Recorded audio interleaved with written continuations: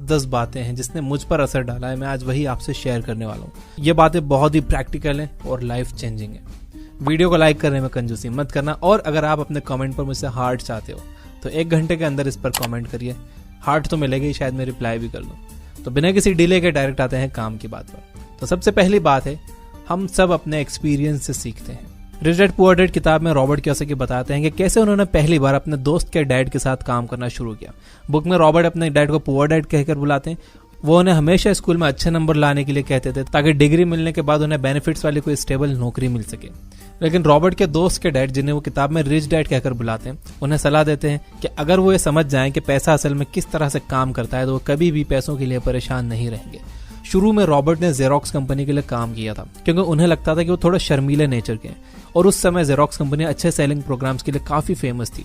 Robert जानते थे कि कामयाब होने के लिए चीजों को बेचने की कला सीखना आना बहुत जरूरी है। इस तरह प्रैक्टिकल लर्निंग की मदद से वो जल्द ही कंपनी के सबसे अच्छे सेल्स पीपल में से एक बन गए, और उस नौकरी से जरूरी एक्सपीरियंस पा लेने के बाद उन्होंने उस नौकरी को छोड़ दिया। यहाँ पर हमारे लिए लेसन यह है कि सिर्फ कॉलेज की डिग्री लेना काफी नहीं है। कामयाब होने के लिए आपको बोल्ड बनकर सीधा फील्ड में उतरना होगा और वहां से चीजें सीखना पड़ेगी। जिंदगी में सबसे ज्यादा कामयाब स्मार्ट लोग नहीं होते बल्कि बोल्ड लोग होते हैं। नंबर 2, आप सबसे पहले खुद को पे करो। ये बात सबसे पहले the richest man in Babylon किताब में लिखी गई थी, और रॉबर्ट कियोसाकी ने इस बात को अपनी जिंदगी का एक बहुत ही जरूरी फाइनेंशियल रूल बना लिया। रॉबर्ट बताते हैं कि ज्यादातर लोग अपनी सैलरी मिलने से पहले ही उसे पूरी तरह खर्च करने के रास्ते ढूंढ लेते हैं, और फिर भी ज्यादातर समय उनके खर्चे पूरे ही नहीं हो पाते। इन सब के बीच में सेविंग्स तो बहुत दूर की बात है। इसलिए जब भी आपको अपनी सैलरी मिलती है तो आप हमेशा उसका 10% अपने पास अलग रख लो। इस 10% को आप सेल्फ पेमेंट की तरह समझो, लेकिन इसका मतलब ये नहीं है कि आप इन पैसों को अपनी मर्जी से कहीं भी उड़ा दो। इसकी बजाय आपको इन पैसों को हमेशा किसी एसेट या इन्वेस्टमेंट में लगाना चाहिए जो बाद में आपके लिए पैसिव इनकम का काम करेगा। पैसा कमाने का मकसद सिर्फ उसे खर्च करना नहीं बल्कि फाइनेंशियली इंडिपेंडेंट बनना होना चाहिए। अगर आप फाइनेंशियली इंडिपेंडेंट बनना चाहते हो तो आपको सबसे पहले खुद को पे करने की आदत बनानी पड़ेगी। नंबर 3 है, आप किसी भी चीज के बारे में ये मत सोचो कि आप उसे नहीं पा सकते हो, बल्कि खुद से यह सवाल पूछो कि आप उसे कैसे पा सकते हो। बचपन में रॉबर्ट के पुअर डैड उन्हें अक्सर ये कहते थे कि हम ये नहीं खरीद सकते, हम वो नहीं खरीद सकते, लेकिन उनके रिच डैड ने उन्हें ये सिखाया कि हमें कभी भी ये नहीं कहना चाहिए कि हम ये नहीं खरीद सकते, वो नहीं खरीद सकते। इसके बदले उन्हें खुद से ये पूछना चाहिए कि वो उस चीज को कैसे खरीद सकते हैं। रिच डैड ने यह बात इसलिए कही थी क्योंकि जब आप भी खुद से कहते हो कि आप कोई चीज नहीं पा सकते हो तो आपका दिमाग पूरी तरह से इस बात को मान लेता है और उस चीज को पाने के बारे में सोचना बंद कर देता है। लेकिन जब आप खुद से पूछते हो कि आप किसी भी चीज को कैसे पा सकते हो तो आपका दिमाग उस चीज को पाने के नए रास्ते ढूंढने लगता है। इस तरह के सवाल आपके दिमाग को जवाब ढूंढने के लिए मजबूर करते हैं। नंबर 4 है, फाइनेंशियल इंटेलिजेंस सीखना बहुत जरूरी है। चाहे आपके पास कितने भी पैसे हों, अगर आपके पास फाइनेंशियल इंटेलिजेंस नहीं है तो आपके सारे पैसे बहुत ही जल्द खत्म हो जाएंगे, जैसा कि अक्सर लॉटरीज और केबीसी जीतने वालों के साथ होता है। कई लोगों को लगता है कि अमीर बनने के लिए सिर्फ बहुत सारे पैसे कमाने की जरूरत होती है, पर यह बात सिर्फ उन्हीं लोगों के लिए सच है जिनके पास फाइनेंशियल इंटेलिजेंस होती है। जिन लोगों के पास फाइनेंशियल इंटेलिजेंस की कमी होती है वो चाहे कितने भी पैसे कमा ले हमेशा गरीब ही रहते हैं। आपको केबीसी और लॉटरी में करोड़ों रुपए जीतने वाले कई लोगों के एग्जाम्पल मिल जाएंगे जो वापस गरीब हो गए। अगर आप अमीर बनना चाहते हो तो उसके लिए आपको फाइनेंशियली इंटेलिजेंट बनने की जरूरत है। फाइनेंशियल इंटेलिजेंस पैसों के काम करने के तरीकों को समझने से आती है। कई सारे लोग फाइनेंसिंग के बारे में कुछ नहीं जानते, उन्हें यह भी नहीं पता होता कि उनसे कितने पैसे टैक्स के रूप में लिए जा रहे हैं या उनका नेटवर्थ कितना है। कई सारे पढ़े लिखे लोग फाइनेंशियल लिटरेसी की कमी की वजह से अब भी रेट रेस में फंसे हुए हैं। रॉबर्ट का मानना है कि लोगों में फाइनेंशियल लिटरेसी की कमी की सबसे बड़ी वजह है मौजूदा एजुकेशन सिस्टम। वो ऐसा इसलिए कहते हैं क्योंकि स्कूलों में कभी भी फाइनेंशियल एजुकेशन नहीं दी जाती। स्कूल लोगों को प्रोफेशनल नॉलेज देता है पर यह कभी उन्हें अपना फाइनेंस हैंडल करना नहीं सिखाता। अगर आप फाइनेंशियली इंडिपेंडेंट बनना चाहते हो तो इसके लिए आपको अपने अंदर फाइनेंशियल इंटेलिजेंस डेवलप करने की जरूरत है। और रॉबर्ट कियोसाकी की ये book rich dad poor dad और ये पूरी वीडियो फाइनेंशियल इंटेलिजेंस के बारे में ये और अगले 6 पॉइंट्स बहुत इंपॉर्टेंट है, तो लास्ट तक जरूर देखना। नंबर 5 है, लायबिलिटी की जगह एसेट खरीदो। रॉबर्ट लायबिलिटी और एसेट के बीच का डिफरेंस बहुत ही आसान शब्दों में बताते हैं। कोई भी चीज जो आपकी जेब से पैसे निकलवाए वो लायबिलिटी है, और वो चीज जो आपकी जेब में पैसे डाले वो एसेट है। रॉबर्ट आगे बताते हैं कि कई सारे लोग फाइनेंशियल नॉलेज की कमी की वजह से एसेट की जगह लायबिलिटी खरीदते रहते हैं। ये लोग महंगे मोबाइल, टीवी, बड़े घर और गाड़ियां लॉन्ग टर्म इन्वेस्टमेंट समझकर खरीदते हैं। भले ये चीजें उनके नेटवर्थ से जुड़ जाएं, लेकिन ये एसेट्स नहीं है क्योंकि ये उनके जेब से पैसे निकलवाती है, ना कि उसमें पैसे डालती हैं। यहाँ पर बात घर की भी हो रही है। रॉबर्ट कहते हैं कि अगर आपका घर आपके जेब में पैसे नहीं डाल रहा है तो वो एक लायबिलिटी है, एसेट नहीं है। लेकिन अगर आपके घर से आपको रेंट आ रहा है तो वो घर आपकी एसेट है। है। इसके अलावा ये जो लायबिलिटीज हम खरीदते हैं, टाइम के साथ इनकी वैल्यू भी घटती रहती है। अमीर आदमी हमेशा अपने पैसों को असली एसेट्स में इन्वेस्ट करते हैं, जैसे कोई intellectual property, business, real estate, stocks, bonds etcetera. आम आदमी या गरीब आदमी हमेशा अपने पैसों को लायबिलिटीज खरीदने में खर्च कर देता है। अगर आप फाइनेंशियली इंडिपेंडेंट बनना चाहते हो तो आपको अपनी लायबिलिटीज कम करनी चाहिए और एसेट्स को बढ़ाना चाहिए। नंबर 6 है, जो पैसे आपने एक बार एसेट्स में इन्वेस्ट कर दिए उन्हें आप कभी भी निकाल कर खर्च मत करिए। आप उस ऑनर के बारे में क्या सोचेंगे जो अपने उन एम्प्लॉयज को निकाल देता है जो उसके लिए लगातार मेहनत करते हैं और उसको काफी प्रॉफिट भी कमा कर देते हैं। आपके एसेट्स इन्हीं एम्प्लॉयज की तरह होते हैं। जब आप किसी एसेट में इन्वेस्ट करते हो तो आपके पैसे लगातार बिना रुके बिना सोए आपके लिए काम करते हैं, वो और ज्यादा पैसा कमाकर आपको देते हैं। इसलिए रॉबर्ट कहते हैं कि आप अपने एसेट से पैसे तभी निकालो जब आप उन पैसों का कुछ और बेहतर इस्तेमाल कर सकते हो। रॉबर्ट ऐसा इसलिए कहते हैं क्योंकि जब आप अपने एसेट्स को बेवजह लिक्विडेट करते हो तो आपके पैसे जल्दी गायब हो जाते हैं और आप ज्यादा पैसा कमाने की अपॉर्चुनिटी गवा देते हो। इसलिए एक बार एसेट्स में इन्वेस्ट कर देने के बाद आपको उसमें से पैसे नहीं निकालने चाहिए।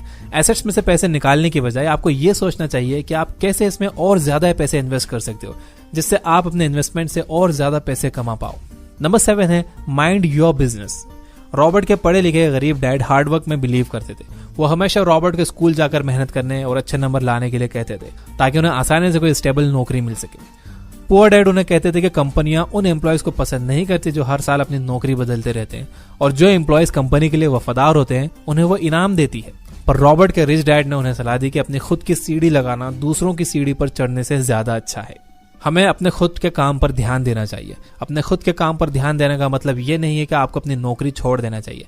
इसका मतलब सिर्फ ये है कि अगर आप दूसरों के लिए काम कर रहे हो तो आपको उस काम से वो सारी जरूरी बातें सीखनी चाहिए जो आपको खुद के काम को बनाने में और बढ़ाने में मदद कर सकती हैं।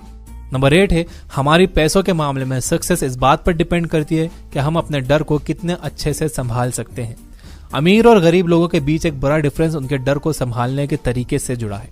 आपको याद होगा कि कैसे बचपन में साइकिल चलाना सीखते समय आप कई बार नीचे गिरे थे। अभी भी कई सारे एडल्ट्स को साइकिल चलानी नहीं आती और ऐसा इसलिए नहीं है कि उन्हें कभी साइकिल चलाना सीखने का मौका नहीं मिला, बल्कि उन्होंने साइकिल चलाना सीखा ही नहीं क्योंकि वो गिरने से डरते थे। बहुत से लोग इसी तरह कई सारी जरूरी अपॉर्चुनिटी गवा देते हैं क्योंकि उन्हें रिस्क लेने से बहुत ज्यादा डर लगता है। पर सच ये है कि कोई भी बिना रिस्क लिए कामयाब नहीं होता। रॉबर्ट बताते हैं कि कैसे रिच डैड हमेशा ये सोचते थे कि हार उन्हें और ज्यादा मजबूत और पहले से ज्यादा समझदार बना देती है। वो जिंदगी को एक साहसी आदमी की तरह जीते थे और हर हार के बाद उनके जीतने की चाहत और ज्यादा बढ़ जाती थी। आमतौर पर आप हमेशा जीतने से पहले हारते हैं और फिर यह आप पर निर्भर करता है कि आप डर की वजह से खुद को फाइनेंशियली इंडिपेंडेंट बनाने से रोक देते हो या उस डर को हराकर जिंदगी में जीत जाते हो। नंबर 9 है, आर्ट ऑफ सेलिंग सीखिए। इस किताब में रॉबर्ट एक जर्नलिस्ट से बात करते हैं जिसके पास इंग्लिश लिटरेचर में मास्टर्स की डिग्री होती है। रॉबर्ट बताते हैं कि जब उन्होंने जर्नलिस्ट को सेलिंग सीखने के बारे में सलाह दी तो वो शर्मिंदा हो गई थी। रॉबर्ट मानते हैं कि वो एक बेस्ट सेलिंग ऑथर इसलिए हैं क्योंकि उन्हें चीजों को बेचना आता है, ना कि इसलिए क्योंकि वो बेस्ट ऑथर हैं। अगर आपको चीजें बेचना नहीं आती हैं तो इससे कोई फर्क नहीं पड़ता कि आप कितने स्किल्ड हैं, आप हमेशा गरीब ही रहोगे। अगर आप अमीर बनना चाहते हो तो चीजों को बेचने की कला सीखना बहुत जरूरी है। आजकल के सारे प्रोफेशनल और एंटरप्रेन्योर सिर्फ अपने फील्ड में ही सबसे ज्यादा अच्छे नहीं हैं, बल्कि उन सब ने बेचने की कला को भी सीखा है। आपको अपने कंफर्ट जोन से निकलकर सेलिंग और नेटवर्किंग सीखनी होगी, तभी आप अपना खुद का कोई बिजनेस कर पाओगे। नंबर 10 है, आप खुद से ज्यादा समझदार लोगों को काम पर रखो और उन्हें उनके काम के लिए अच्छे पैसे दो। इस किताब में रॉबर्ट बताते हैं कि एक अच्छा एंटरप्रेन्योर खुद से ज्यादा समझदार लोगों को काम पर रखता है। लोग सबसे बड़े एसेट होते हैं। बहुत ही कम बिजनेसमैन इस बात को समझते हैं कि एक एक्सपीरियंस्ड और एक खुश एम्प्लॉय उनके लिए पैसों से भी ज्यादा बड़ा एसेट है। अगर आप एक सक्सेसफुल एंटरप्रेन्योर बनना चाहते हो तो आपको अच्छे ब्रोकर और अच्छे एम्प्लॉय को हायर करना चाहिए, उन्हें अच्छी सैलरी देना चाहिए। कई सारे लोग खुशी खुशी वेटर्स और सिक्योरिटी गार्ड को टिप दे देते हैं, पर जब उनके खुद के एम्प्लॉय उनसे सैलरी बढ़ाने की मांग करते हैं तो वो बेहद गुस्सा हो जाते हैं। रॉबर्ट कहते हैं कि एक एम्प्लॉयर को एम्प्लॉय की सैलरी उनके बढ़ाने की मांग करने से पहले ही बढ़ा देनी चाहिए। जब आप ऐसा करते हो तो आपके एम्प्लॉयज काम के लिए काफी मोटिवेट हो जाते हैं और अपने काम को और लगन से और मेहनत से करते हैं। इस तरह से वो आपके लिए और ज्यादा पैसा कमाते हैं। सो गाइज, ये थी 10 बातें from the book rich dad poor dad by Robert Kiyosaki. ये एक बहुत ही अच्छी किताब है फाइनेंशियल इंटेलिजेंस पर। आपको फाइनेंशियल इंटेलिजेंस पर और बुक्स पढ़ना चाहिए अगर आप रियली फाइनेंशियल इंटेलिजेंट बनना चाहते हो तो। ये बुक ऐप पर ऐसी बहुत सारी दुनिया भर की बहुत फेमस और बहुत अच्छी बुक्स की हमने समरीज अपलोड की है हिंदी में, तो आप ये बुक ऐप डाउनलोड कर सकते हो। डिस्क्रिप्शन में लिंक है और उस पर डिस्काउंट चल रहा है, उसका कूपन कोड भी डिस्क्रिप्शन में है। तो अब आप इस वीडियो को लाइक कर दो और मैं इसे कर देता हूँ समराइज। नंबर 1 है, हम सब अपने एक्सपीरियंस से सीखते हैं। आपको कुछ भी काम करना है तो उसके लिए एक्सपीरियंस बहुत जरूरी है। मैं तो ये कहता हूँ कि अगर आपको कहीं फ्री में भी जॉब करना पड़े, अगर आप कर सकते हो, पैसे की आपके पास कमी नहीं है, फ्री में भी जॉब करना पड़ रहा है तो कर लो, सीखने को मिलेगा। नंबर 2 है, सबसे पहले आप खुद को पे करो। खुद को पे करने का मतलब ये नहीं है कि जो पैसा आप खुद को पे कर रहे हो वो उड़ा दो, नहीं, खुद को पे करो, उसे सेव करो और उसे इन्वेस्ट करो एसेट्स में। नंबर 3, आप किसी भी चीज के बारे में ये मत सोचो कि आप उसे नहीं खरीद सकते हो, बल्कि आप खुद से ये पूछो कि आप कैसे उसे खरीद सकते हो। जब आप अपने स्टेटमेंट के सामने कैसे वर्ड लगा देते हो तो आपका माइंड फिर आंसर ढूंढने लग जाता है कि कैसे आप वो काम कर सकते हो। नंबर 4 है, फाइनेंशियल इंटेलिजेंस सीखना बहुत जरूरी है। यस, अगर आपको पैसे कमाना है, अमीर होना है और अमीर बने रहना है तो आपके पास फाइनेंशियल इंटेलिजेंस होना बहुत ज्यादा जरूरी है। इसके अलावा कोई चारा नहीं है।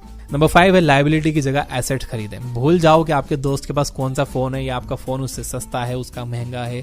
नो, भूल जाओ। आपको अगर असली अमीर बनना है, दिखावे वाला नहीं, असली अमीर बनना है, लायबिलिटीज पर खर्च करना बंद करो और एसेट्स में इन्वेस्ट करना शुरू करो। नंबर 6 है, जो पैसे आपने एक बार एसेट में इन्वेस्ट कर दिया आप उन्हें फिर कभी खर्च मत करो। इसका मतलब ये है कि जो पैसे आपने एसेट्स में लगा दिए और वहां से आपको पैसा आ रहा है तो आप उस एसेट्स को बेचकर पैसा मत निकालो। वह एसेट्स आपको जो पैसा दे रही है आप वो पैसा इस्तेमाल करो, ना कि उस एसेट्स को बेच के वो पैसा निकाल लो। नंबर 7 है, माइंड योर बिजनेस, यानी कि आप अपने खुद के काम पर भी ध्यान दो। आप जॉब कर रहे हो तो ठीक है, जॉब इसलिए करो क्योंकि आप सीखना चाहते हो, और अपने खुद के काम पर भी ध्यान दो। नंबर 8 है, हमारे पैसों के मामले में सक्सेस इस बात पर डिपेंड करती है कि हम अपने डर को कितनी अच्छी तरह से संभाल सकते हैं। याद रखिए कि अगर आप रिस्क नहीं ले रहे हो तो आप सबसे बड़ा रिस्क ले रहे हो। नंबर 9 है, आर्ट ऑफ सेलिंग सीखिए। It's a very important skill. इसके बिना आप अपना बिजनेस बड़ा नहीं कर पाओगे। सो आर्ट ऑफ सेलिंग सीखिए। आर्ट ऑफ सेलिंग पे भी बहुत सारे बुक्स हैं, डाउनलोड करिए यह बुक ऐप, उस पर आपको बहुत सारे बुक्स मिल जाएंगी सेलिंग के बारे में। नंबर 10 है, आप खुद से ज्यादा समझदार लोगों को काम पर रखो और उन्हें अपने काम के लिए अच्छे पैसे दो। Just like I am doing, यही मैं कर रहा हूँ। यह बुक ऐप के लिए मैंने अपने से बहुत ज्यादा समझदार लोगों को काम पर रखा हुआ है और वो अपने अपनी फील्ड के मास्टर लोग हैं। जैसे कि जो वॉइस आर्टिस्ट हैं, उन्होंने डिस्कवरी चैनल के लिए, जी टीवी के लिए, न्यूज चैनल्स के लिए, बहुत फेमस लोगों के लिए वॉइस ओवर्स किए, तो वो लोग वॉइस ओवर दे रहे हैं ये बुक ऐप पर।